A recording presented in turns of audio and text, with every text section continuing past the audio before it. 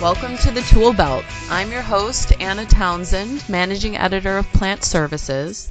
Today I'm talking with Andy Kling, Vice President of Cybersecurity and Product Security Officer for the Industrial Automation arm of Schneider Electric. We're talking today about the important work he's doing as part of the International Society of Automation's Global Cybersecurity Alliance. This group is working hard to address important cybersecurity issues for the industry, such as the development of the 62443 standards for security vulnerabilities in industrial automation and control systems. So we're going to talk about this important standard as well as other topics like where to start with your cybersecurity program, cloud security, and cybersecurity for the future. All right, well, thanks, Andy, for joining me today. Why don't you just tell us a little bit about what you do at Schneider Electric and how that led into your involvement with the International Society of Automation's Global Cybersecurity Alliance, and maybe tell us a little bit about the ISA and the GCA as well. Sure. It's a good question. Especially when you ask me about myself, that's a good question always. My title, I'm the Vice President of Cybersecurity, Product Security Officer for the Industrial Automation arm of Schneider Electric. This means I'm responsible for numerous industrial control system automation, process automation type product families across the company. My responsibilities lie in ensuring that we deliver secure products, systems, and services, and that covers a wide variety of topics, from standards committees to government influence and government involvement to driving our secure development lifecycle so that we produce good, secure, consistently secure products here. The second part, which was about what led to my involvement with the International Society of Automation's ISA's Global Cybersecurity Alliance. That's a really interesting story. So several years ago now, Schneider Electric was involved in a rather infamous cyber incident. And some colleagues of mine and I were sitting around one day saying, we want to share what's going on. We want to share it with the industry. We want to share it with our colleagues, the other OEMs and the customers in this industry. And there was no good forum for this. Yes, there are the ISACs, which allow you to report upwards into government agencies, and then they can determine how that information flows down and out. But there was no way for us to go horizontally across and, we're Schneider Electric, pick up all I had was pick up the phone and call Rockwell, pick up the phone and call Siemens, and in order to share this information. So what we really said is we need an alliance. We need a way for us to come together because we all have a common interest here. We're not competing in this space. We're trying to share in this space. And that really was sort of this genesis, this birth of this idea about how this Global Cybersecurity Alliance should come together. I have to say that other OEMs in the space, other customers, immediately got it, and were able to move forward pretty quickly to get the Global Cybersecurity Alliance put together. And from there, I have to really give a lot of props to the Global Cybersecurity Alliance, their leaders, because they've taken the idea and it didn't just turn it into some sort of commercial venture, but really taken the spirit of what we're trying to accomplish here, this sharing and growth of cybersecurity together, and they've really helped drive it. And there's multiple directions that they're constantly involved in right now, achieving some really important things at the international level. And in the beginning, there was industry pundits who were looking to say, this is just another alliance put together for commercial purposes, and really sort of downplaying the potential of this. But I have to say that we have exceeded everybody's expectations and continue to grow and continue to be successful. Anybody listening, anybody reading here today, I really encourage you to think about joining the Global Cybersecurity Alliance because I think there's a lot of benefits for everybody.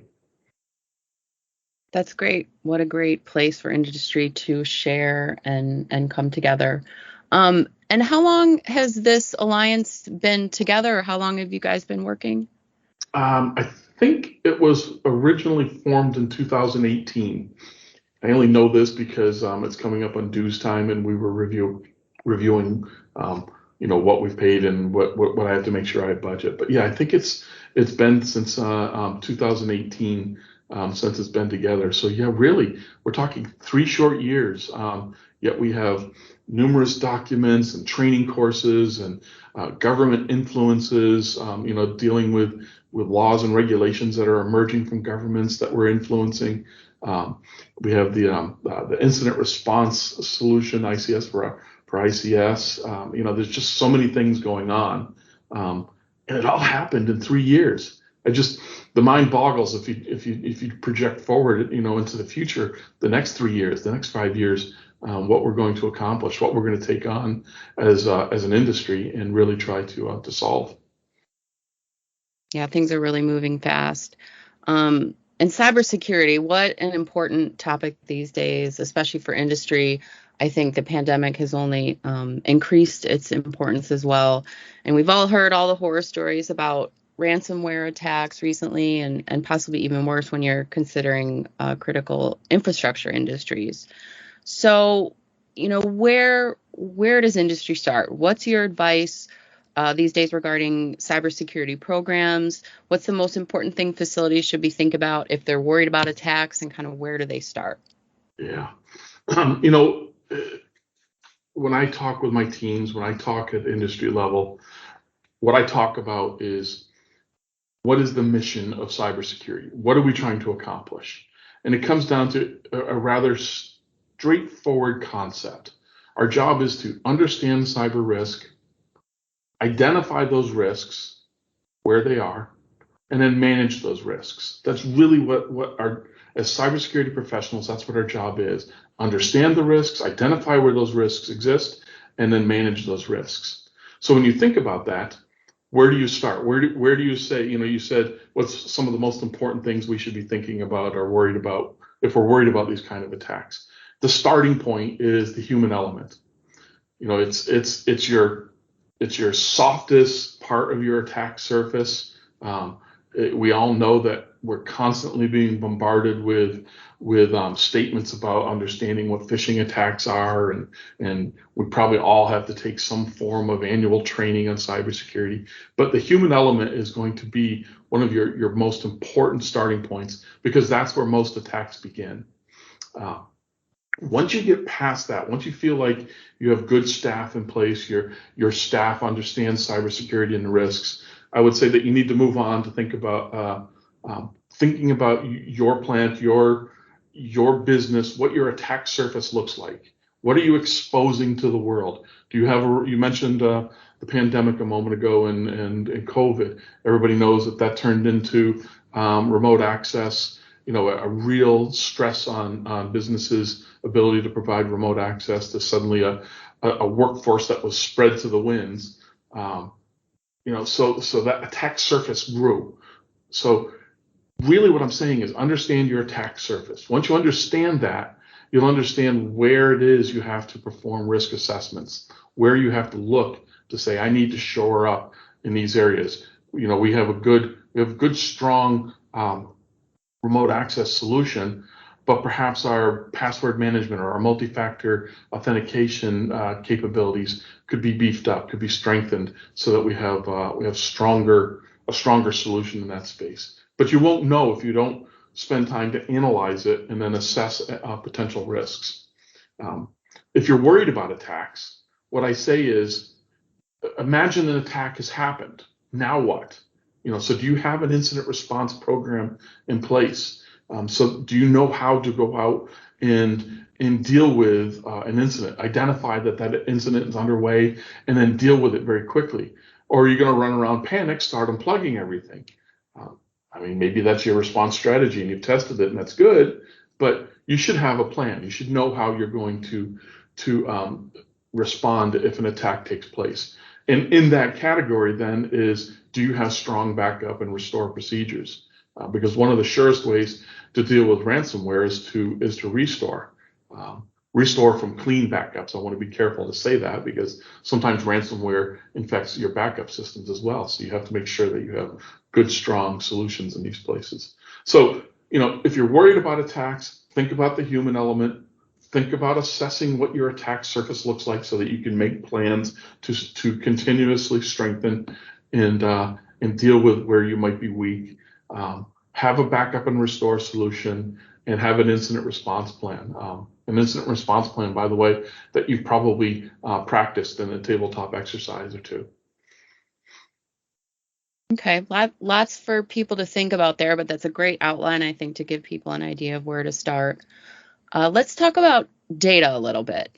We're really in a world where digital technology and data analysis is changing operations, improving operations, but this also brings some added security risks. So how can factories utilize digital technology and still stay safe?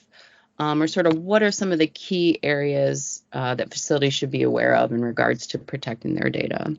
Yeah. So first, there's no doubt that IoT, IIoT, IT/OT convergence, however you label it, the speed of business today is accelerating to match the speed of the operations within their plants. So there's zero doubt that there is real value in the way this works. To drive businesses in this fashion at the speed that they're trying to run at now, they need to have access to the data that you mentioned. And to do that, that's how they're going to recognize the value. They're going to be able to make decisions in a much tighter time frame. I've been in this industry a long time, and my wife was in the IT industry for a long time. And I remember weekly reports on the green bar paper, and the business would make decisions on these weekly and monthly and quarterly reports that came out. Those days are long over. We're making decisions now, sometimes at 5-6 second levels. The price of electricity changes every few seconds. Can you make business decisions based on the price of electricity, for example? So from a cybersecurity standpoint, we have a responsibility to help enable the business to have access to this data that we're talking about. So if the business has to have access to this data, then we have to have a strategy. We, as cyber professionals, we have to have a strategy. We have to think about how the data flows, how it moves through the system, who or what has access to this data, and then what our strategy is to protect that data. And what I want to say is, if you don't know how to do this, if you don't understand your data flows, get help. Reach out to your IT department, bring in some external contract resource, but get some help so that you can understand how your data is moving around, because that's going to help define your strategy about how you have to protect this data. And then don't think of this as an event. Think of this as a continuous process, because it's going to constantly be evolving, and you're going to have business peaks and troughs, and your data is going to flow differently during the different seasonalities of your business. So think about that as well. Think of cybersecurity and the protections that you have to enact to protect this data as a continuous effort, constantly reassessing, constantly adjusting your plans. Great. I like that idea of the continuous process. No matter what it is, it's always changing. And I think, as an example, more and more facilities are adopting cloud storage versus on-prem storage. Is the cloud safe? I think that's ultimately what everybody wants to know. Or what kind of general guidelines can you talk about that facilities should have in place to make sure that the cloud is safe for them? Yeah. So we're talking about safe. We're talking about secure for on-prem or off-prem storage. And like any platform decision that you make, these can be complex decisions with complex questions. An on-premise database that is connected, say through remote access or some other means, but doesn't have good protections, can be as dangerous as an unreliable cloud partner. The choice of the platform you make is going to depend on a lot of different factors. If we just spend some time, the factors like cost and availability and all sorts of things that are maybe tangentially involved in cybersecurity, but not directly in cybersecurity. So if we just focus on the cyber aspects, you need to think about a couple of things here. You need to think about if we're making a decision about do we go on-prem or off-prem for our data storage, ask yourself and give honest answers. Are you capable of providing the necessary security? 7/24, 365. Are you capable of providing that necessary security to match today's needs? And remember what I said a moment ago, you're going to be constantly assessing and reassessing because the needs constantly are evolving as well. Just look back 2 years ago, ransomware was very different than it is today. And it's a much larger challenge here today to deal with. Businesses need to adapt to that reality. The second thing that you should be asking yourself is to think about data in a couple of different states. And what I mean by that is your data is either going to be moving over a wire from, say, the edge to the cloud or the edge to an on-premise data store of some sort. So that's data in motion, or data at rest. The data has come to rest in a database, and that database could exist on-prem or in the cloud. So if you think about these two states, now what you want to think about is, how do I protect my data in each state? In motion, we traditionally want to think about things like VPNs and secure networks. We think about encryption technology, but keep in mind that it's not just confidentiality. You're not just trying to keep your data from somebody else seeing it while it's in motion. You also have to think about did it get to the destination? So that's availability. So do you have, if you're going to the cloud, do you have multiple connections to that cloud? Does your partner have ways to fail over servers in case they have hardware failures, which happen alarmingly frequently? So think about these different scenarios, if you will, and make sure that you're taking into account more than just confidentiality. You're taking into account the availability that I mentioned and the integrity of that data while it's moving around on the wire. So the other state, data at rest, you need to think there about some different strategies. Now that data at rest, attackers know where they know where they want to go get this data. It's stored in this location. It's in a Microsoft SQL server, or it's in some other data store, and they're going to devise their attack based on the reconnaissance and discovery of what your platform of choice is using. So think about the scenarios, go through and understand what those threats are, and then build strategies around that. Again, this is one of those things that it sometimes requires a cyber professional to come in and help you walk through this threat analysis, to go through these risk assessments, so that you can be confident that you've thought of the scenarios. You can be confident that you know the TTPs, the tools, techniques, and procedures that are being used by attackers today. You can have confidence that you have prepared yourself as well as you can. And as soon as you're confident that you have done all of that, throw that out, because it's almost time to start reassessing again. Right. So. Interesting. Well, thinking specifically about the cloud, I was at a conference last week, and there was a lot of talk about the cloud, and the focus was really that now is the time for cloud. The last few years, people were really skeptical about it. There was a lot of questions. Cloud providers had to explain to people what the cloud was, whereas now customers are asking for it, and they're searching out cloud solutions. Do you agree with that? For the most part? Yeah, I do. Even though I'm an older guy, I'm not stuck in a paradigm that I grew up with. I recognize that today's generation is growing up with a piece of glass in front of them, whether it's a phone or a tablet of some sort, but they have a piece of glass in front of them, and they have no idea where the computing is taking place for all the applications that they're using, or games, or communications that they're using. They have no idea where this compute takes place. It's becoming an accepted norm because this generation is growing up with it. The reason it's becoming an accepted norm is because it's getting more secure, because it's getting more reliable. because the connectivity is improving all the time. We got 5G that's coming. That's even going to take another big step change in that connectivity, and it's very easy to get connected to all of this now.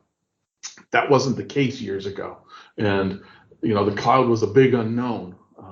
But in pulling back the veil on what the cloud is and who the players are and who the providers are, people are becoming more accepting.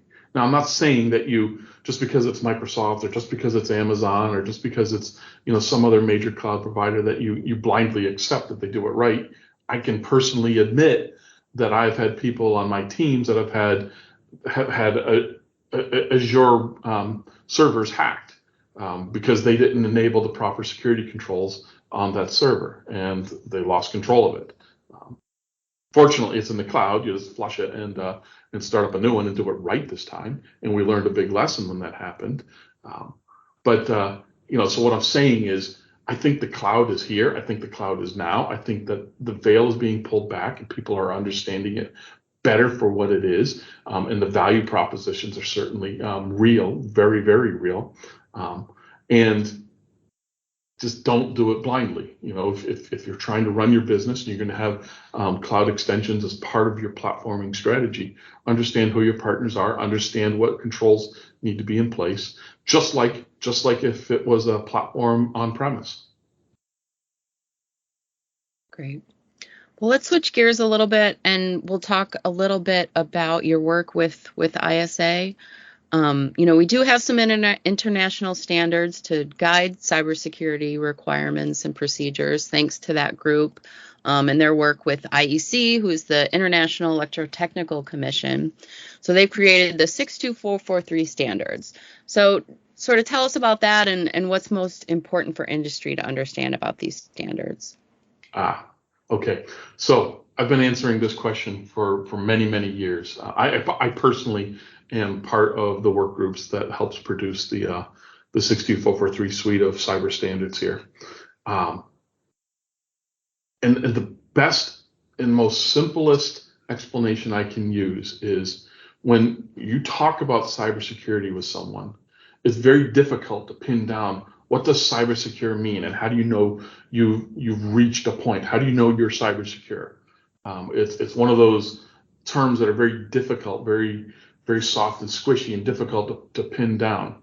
Well, 62443, at least in the industrial control space, has taken on that and has defined what cybersecure means.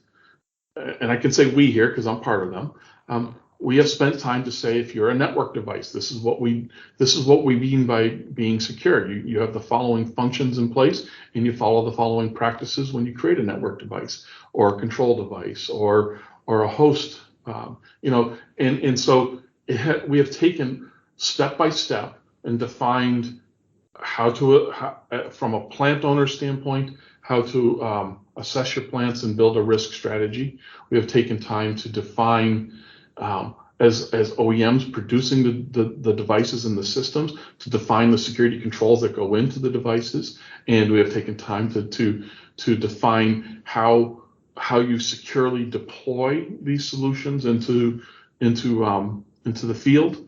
So, we've tried to imagine the entire breadth from the moment you conceive of the need for a product in a plant or a solution in a plant, all the way through the birth of that product and the delivery of that product, even in some cases all the way through the end of life of that product. How do you securely dispose of say, a control device that might have intellectual property stored in it? So 62443 embodies that entire breadth of thinking about what is cybersecurity through this entire life cycle. Now, 62443 isn't done. It will never be done. Why? Because the world is constantly changing. Technology is changing out from underneath us, and it's forcing a different way of thinking. We're moving fast towards open platforms. Cloud has enabled IoT, IIoT. We have IT/OT convergence, forcing the movement of data from operations to business and back. So all of these things are changing the face of what industrial control systems look like. So 62443 as a standards body is also constantly evolving to meet these standards. Now, the difference between ISA and IEC, ISA works on the standards, and we take it out at the industry level, and we modify it and agree as an industry, this is what it looks like. When we get to IEC, we use them to publish our standards. So they take it out to the countries and ask the countries, do you see this standard as usable in your country? And so they come back and give us comments. And then the work groups within ISA work on it further. By the time we get through all of this process, we have ratified it across the industries. We have ratified it across the countries where there are regulatory agencies and controlling agencies looking at these standards. And so IEC then takes it to the world for us and produces this standard.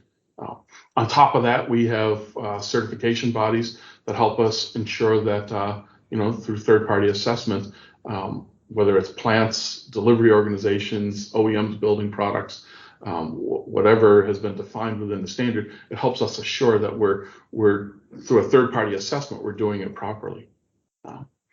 It's a great program. It really is a great program. And what I say here, again, remember, all the way back to the beginning of our conversation, I'm from Schneider Electric. What I say is we use 62443 as the canvas to paint our cybersecurity program upon. It underlies everything that we think about when it comes to cybersecurity. Great, thank you for that outline. I've heard some folks talking about 62443 in terms of just being so important for establishing terminology around cybersecurity and kind of giving the industry a common language that they really didn't even have in order to discuss some of these issues. So really great. Exactly. Your brain would fry if you sat through some of our standards meetings where we just argue the one term for weeks on end sometimes.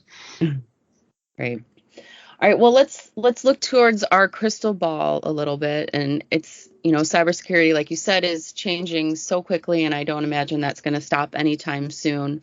So it's been a busy few years, but what about the future? What does that hold for cybersecurity and specifically for industry? Or maybe what should facilities be looking out for next year in 2022? I would say that there's probably 4 things that we want to pay attention to that's going to help define where cybersecurity is going. The first is we need to think about supply chain. That cybersecurity doesn't begin sort of at the moment a piece of hardware is born, but it actually begins farther back when those components to make that hardware were sourced, and behind that, when the source code that was used to create those components that went into that piece of hardware was born, and go all the way back, but all the way then forward to the point where these components are being used in the field. So if you think about supply chain, what do you want? You want transparency in the supply chain. So I think that is going to be one of the big things that helps change. With that transparency in the supply chain, we can start to think about faster response times to vulnerabilities. We can think about provenance when we get into worldwide geopolitical sensitivities. There's just a dozen different ideas that you get once you start to think about transparency in the supply chain. So I think that's important. I think that looking forward, we're going to see the speed of attacks increase. And this is purely driven by technology. I mean, obviously attackers are driven by whatever drives them, financial, geopolitical, whatever. But you're going to see that technology is going to help enable the attacks go faster. So if attacks are going faster, then our defenses are going to have to be stronger. They're going to have to be faster as well. Remember, an attacker only has to be right once to be successful. A defender has to be right every single time. And so we're going to have to improve our cybersecurity responses to match those attacks, the speed of these attacks coming. I think that we're going to get better at incident response. That's the third thing that's tied to this concept of transparency in the supply chain and the speed of attacks. If the speed of attacks is improving and we can identify these attacks faster because we have transparency in what's in our supply chain. We know where we're vulnerable. Once we know we're vulnerable, then we're going to be able to look for these threats faster and identify these attacks sooner. Incident response is going to become more and more important for us so that we can deal with it. Now, sometimes there's a term that's emerging these days called SOAR, security, orchestration, automated response. This term SOAR really is about if attackers are automating their attacks, can we automate our responses to these attacks? Yes, I know it sounds like a robot uprising, and in some respects it is, but that's really where things are moving. So that's kind of the third area. And then the fourth area, we covered a little bit already, but I'll just say it out loud. Standards have to rise to meet it. We have to have this common definition of what secure looks like and what success looks like when you've achieved that security level. And so the standards have to help us. And that's going to be one of these things that continues to evolve. And everybody should be looking and participating and supporting these standards organization, because it is the backdrop to a lot of what we do in the cybersecurity space. Well, it's kind of a race with technology and sort of who can utilize that better. And hopefully industry has the leg up there with all the good work that you guys are doing on the standards and out in the industry. So thank you, Andy, so much for your time. That was a great outline of kind of where to start with cybersecurity and where industry is going. Thank you for all your good questions.